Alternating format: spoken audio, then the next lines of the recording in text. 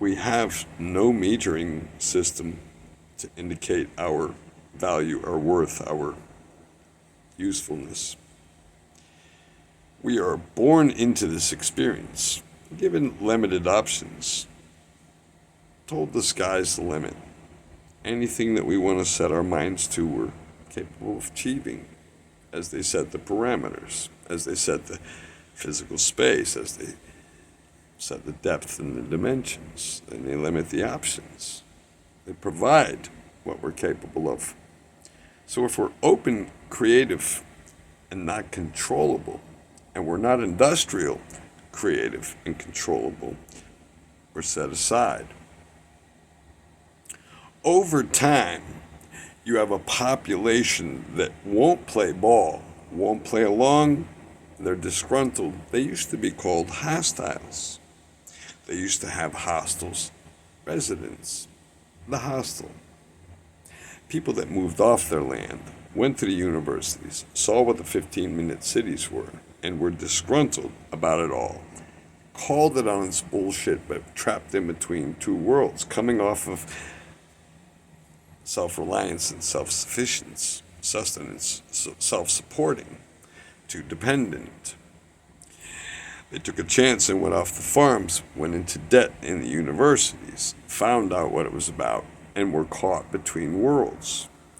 This type of exo-quarantine, which is quarantining people from society, a type of exile that has to tend for itself, when the entire populace becomes of a slave-driven force, but self-sustainable. They have to cover their own expenses, their own lifestyles, as well as working for the company clock, the company store. We went from a war of industrial revolution, which was the industry against the farmer, against self-sufficient, self-supporting reliance on nothing. Now we're in a position, 100 years, rotating around to being dependent. We're no longer independent. We're no longer sovereign citizens, private citizens, because we gave up that right with that red number. It's on the back of your Social Security card. We came in here not to learn, but to remember. We came in here to be recalibrated on our humble reverence. A fixed point in the future, going back to a past, to live in a present of it, to regain, remember the reverence of a future. So we come from the future to a past to be in a present, to remember and respect a future. So what we experience in here, memory partition, inhibitors, a 3-part control grid, a triangular control grid, biological, chemical through induction, and electronic. A control collar controlling the EEG, EKG waves through sympathetic resonance. Flicker rates and tonals for programming. Flicker rates and tonals for reprogrammings, for maintenance of programmings. Whereas the neutrinos pass through all things in creation, picking up and delivering the code that enables things that cannot think for itself to maintain its form. A yes or no code for something that can't think for itself. So when the neutrinos that are usually referred to as happy little neutrinos aren't so happy, or when they're told not to be happy, or when they're denying code for solid objects, entropy and dissipation, or to dust it goes. We witnessed what happens when a segment of three-dimensional matter is told to let go, when it normally wouldn't. We got to witness something that our minds could not wrap around and would not wrap around the mind. We couldn't get into or out of what we were seeing, so we accepted what we perceived and the information given. There was no gnosis, there was no knowledge, there was no wisdom in what we saw 9/11. Put that together with a change of context and perspective, the perception of which, if we did not know any better, and maybe now we do, you can't unsee this. But if the neutrinos passing through all of creation passed through or did not pass through the Twin Towers that day, even with the traditional demolition pyrotechnics specialists wiring the building in such a way that we've witnessed, and if you've watched on Discovery Channel, you see how they bring down buildings. When an energy field is dispersing the neutrinos code from being delivered to a solid object that can't think for itself, it lets go. All molecules are held together only by statics or proteins. Laminin is what holds the human form together. It's a series of spring coils, positive, negative, yes, no, yes, no, yes, no. We have amoeba cells that can't really think for themselves. They can think yes or no.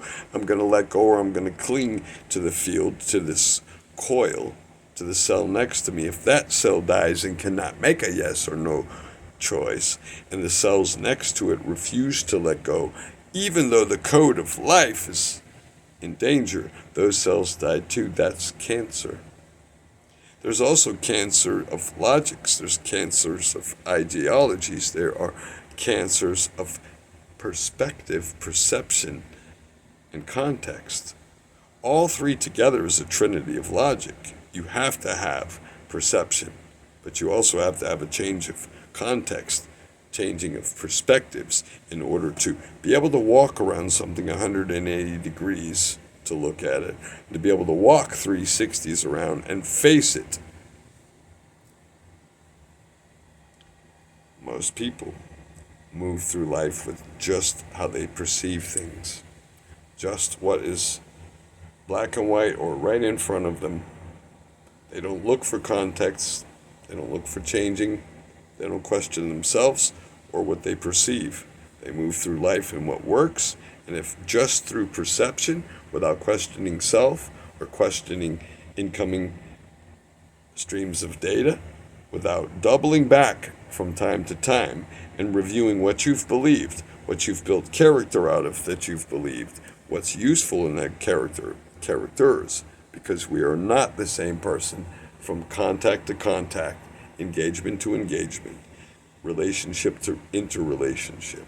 You're not the same with your children as you are with your parents, with your neighbors as you are with your boss and coworkers, with a judge and a cop as you would be a soldier or in a foreign land.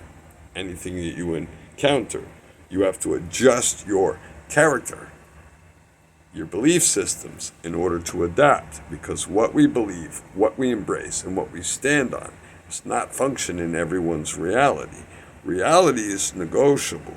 Broken logics are not, unless you can stand with inner standing, trying to grasp concept of self, gaining an outstanding ability to look at yourself in observance of your observance of the reality, and then gaining an overstanding, being able to look down at self, observing self, getting to view with different perspectives, selves observing reality. So you have self-observing reality, you have observer selves. 2, the ability to look at one observer in an experience and critique it.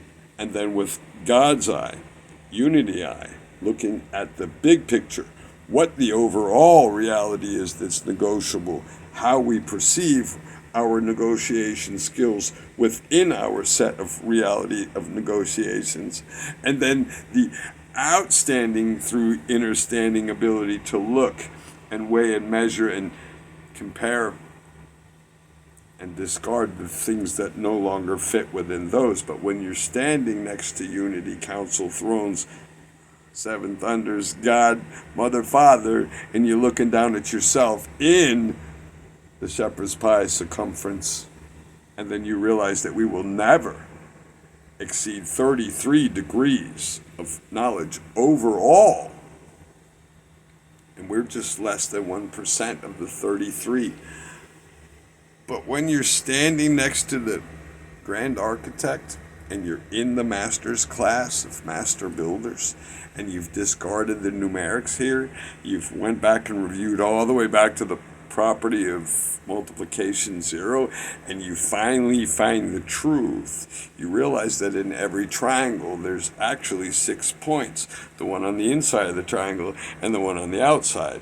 When you step outside of God's shepherd's pie, altogether the circumference of this biosphere, and we have 33, the max 33 degrees that you're going to get of knowledge within that pie.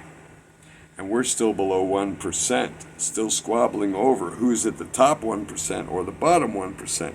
You have the ivory tower 1% that we love to hate, and then there's the lower dungeon, the fallen angel 1%. There's something that's not adding up in that math either. But when you're standing next to the supreme architect and you're looking at the big picture and you see that, yeah, you can step outside of it. I've always ran around the outside of the shepherd's pie trying to get into it, trying to get accepted into the sustenance of the shepherd's pie. And I got the crumbs and the cast off and the spillage until people identified and recognized and saw and compared and began serving me from the sidelines from the shepherd's pie. But then Ma and Pa, Abba and Ma, Mother Love and Father Gaia said, you're sitting up here looking down at what's on the periodic table. Now that's the shepherd's pie on the periodic table.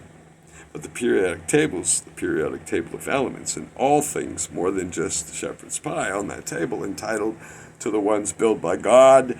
The periodic table of elements made the periodic table, the children's table of genetics. And so while we've been in here, not playing nice with the children next to us that are all related to us, we are all offsprings of the energy field. We are light beings. We are little specks of light, little droplets of plasmagnetic matter in a vessel. And so we're down here to learn to play nice with the rest of our siblings at the children's table, the periodic table of biology and genetics. We're supposed to grow up and identify the periodic table of elements, our birthright, the promissory of all things in us and us in all things. It's like going to a dinner table and being told you could only have bread and water off it. All things added to you tenfold in heaven. So that would be the social credit system before any gold standard, having us chase the gold and silver in the ground when all the elements have a commerce value. All of them have a currency value comparable to our birth weight. But see, the funny thing about our birth weight, the manifestation in the social credit system, is all things added tenfold. But each birthday we celebrate, so there's a body weight there too. And then when you die and born again, and if you leave and walk with God without death, you comprehend that each birthday after your first birthday, you were also entitled to, under the real math, which eliminated 1, 2, and 3. And you'll have to recalculate that. But all of that goes tenfold on top of that. And then when you come to the awareness awakening, and these things are added on to you, whether you receive manifestation in here or not. But that everything in heaven is added on to you to use in any other biosphere after that.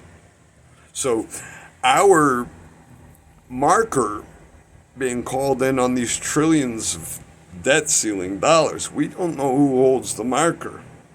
And since all things from heaven manifested on earth, the things added tenfold in heaven to receive things. And if none of us are really receiving manifestation here, that means mom and dad with the debit card, like, when you're away at college and they have that reloadable card, and they're not sending us money. So we've been working on this credit that we've all credited each other here. And God's calling that marker in on that debt ceiling.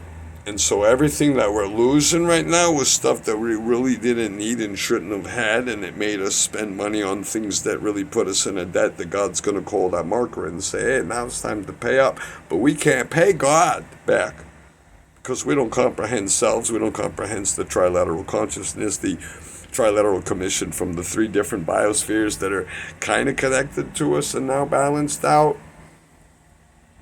Trilateral commission sending leaders from all of the biospheres to work in all of the biospheres. So you got 3 team members from each biosphere, in each biosphere.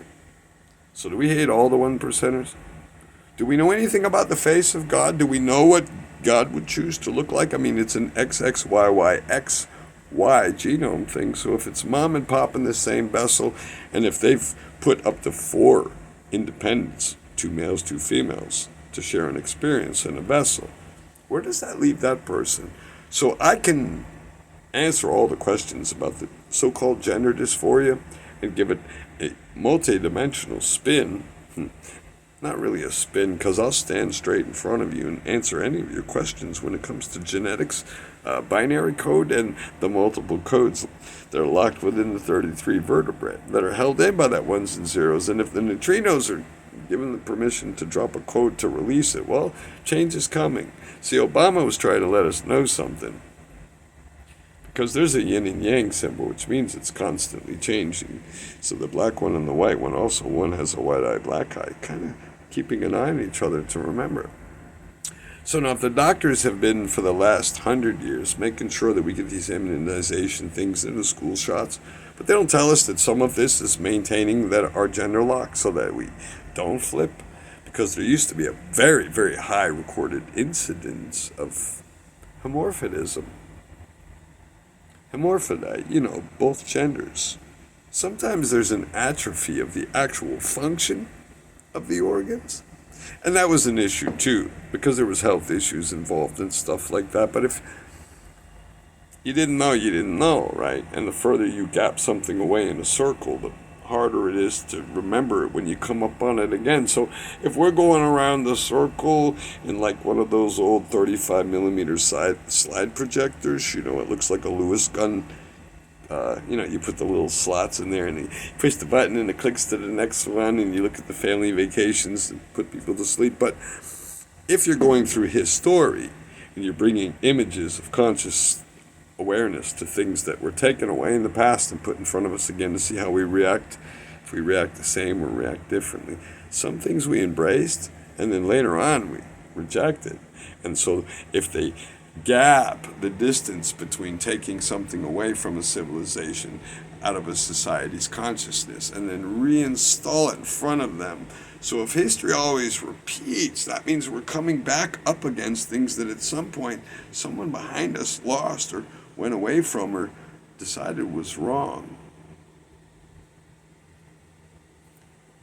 There's a saying that the smartest person in a think tank environment was the last one that entered. When was the last time they changed the guard of the old world thinking in these think tanks with some new thinkers? If Elon Musk proved that SpaceX and, or I should say, Hollywood X or Boring or Tesla can do all of these amazing things without college degrees.